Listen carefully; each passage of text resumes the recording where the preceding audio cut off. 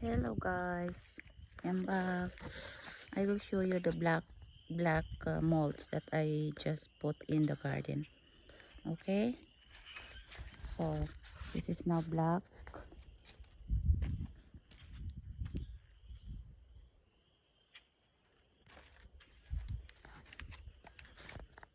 So that's the final thing that we're going to put, and then the other flowers, which are called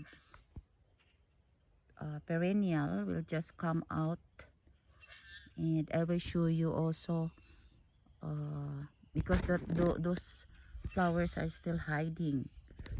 As you look at it, this is the only thing. The green one is here because they are planted in the pot, but the flowers I planted on the ground are not yet coming up. So this is now the mold, the black molds that I just put. That's it. So as you can see, there are some flowers like that, and they will be coming up soon like that. This one, and I have roses here, and I really like this one. I will show you if they will come up. This one, I really like this. This is Asiatic blacklist. We call it uh, Asiatic or Lilium Asiatic blacklist. It will comes back every year. This is called perennial flower. So I have there too. They didn't come up yet. So okay, so this is now the black molds.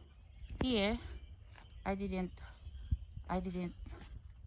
put yet, so the color is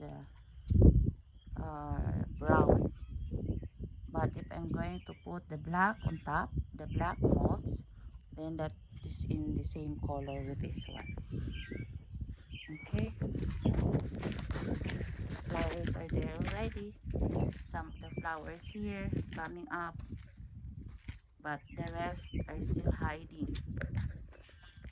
Okay, so if I will put the black moths, then the color is like the one that I just put in the other side of my garden. Okay, so bye bye guys for now. Okay, look at the flowers. Wow, but there are some other flowers still hiding, and they are wow too.